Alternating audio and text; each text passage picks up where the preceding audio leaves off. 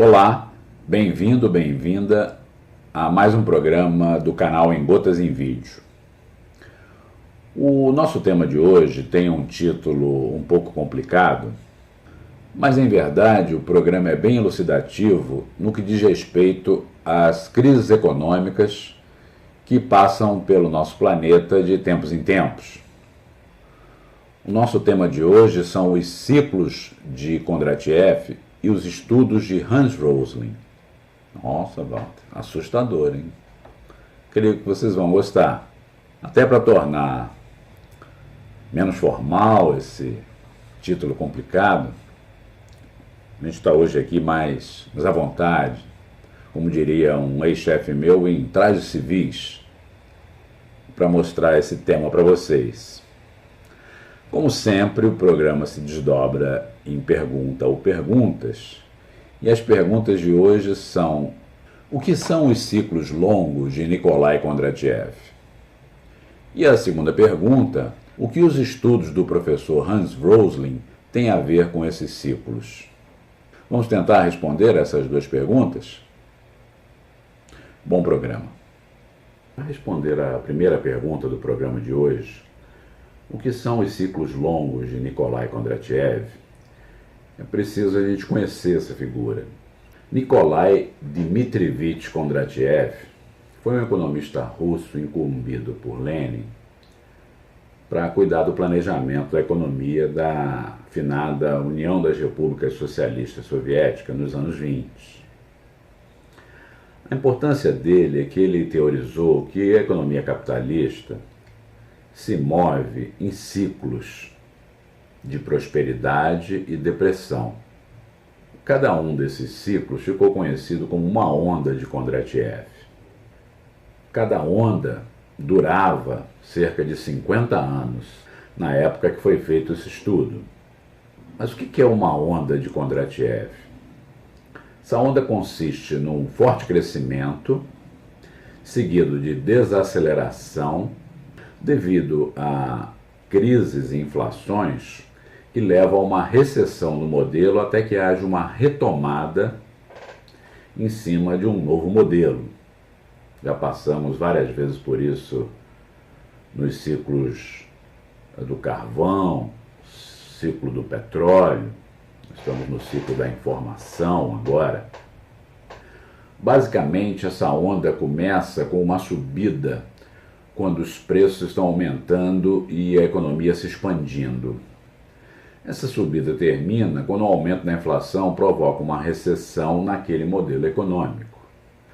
Devido ao baixo volume de dados na época para sustentar essa teoria, Kondratiev teve problemas com a comunidade científica para sustentar essa sua ideia, e também com as autoridades do governo da União Soviética, porque a existência desses ciclos acabava defendendo um princípio que o capitalismo sempre volta a existir, se reforçando na onda seguinte.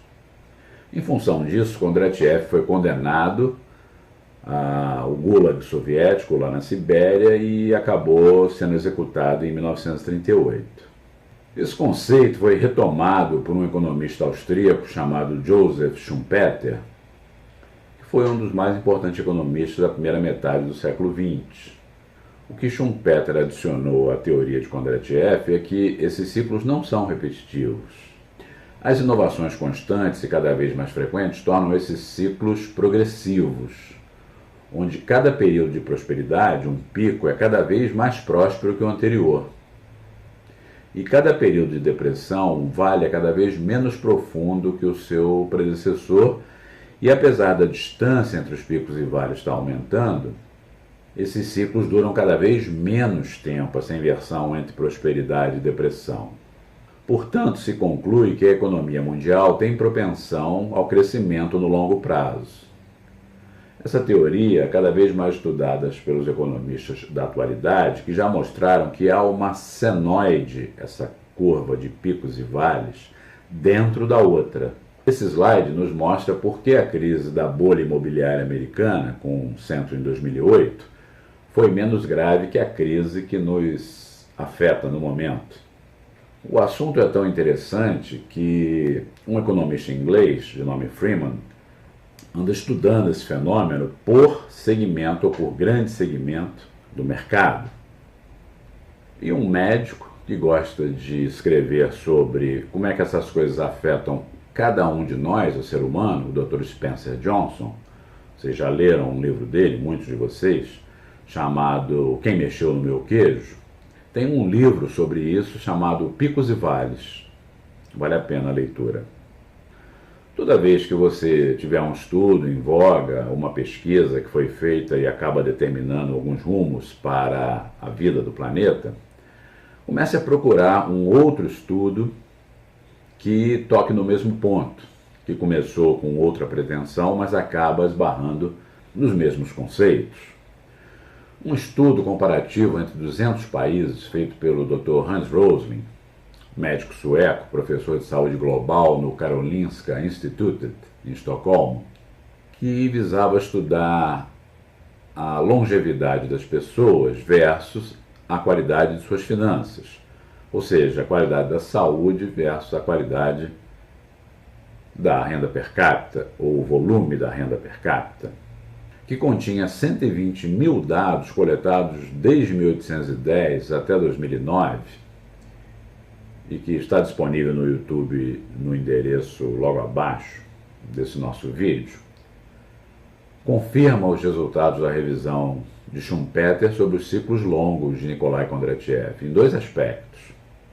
O primeiro deles é que a melhoria da economia dos países satisfaz a ciclos senoidais crescentes de prosperidade e depressão, os tais picos e vales. O segundo aspecto é que a tendência estatística de melhoria da economia mundial no longo prazo é um fato. O estudo também acrescenta que os países africanos têm crescido na longevidade, mas muito pouco na renda per capita, o que os faz distanciarem-se muito dos outros blocos demográficos do planeta. Daí pode-se concluir que se faz necessária uma atenção especial às missões humanitárias itinerantes nos países daquele continente, que na situação atual estão precisando mais de economistas do que médicos em suas fileiras. Em conclusão, tanto os ciclos longos de Kondratiev e os seus desdobramentos, quanto o estudo do professor Rosling, nos permite ter uma visão mais realista da vocação da economia capitalista, a economia mais frequente no planeta. A vocação dessa economia não é prejudicar a raça humana, mas sim desenvolver a raça humana em ciclos, como caminha um bípede.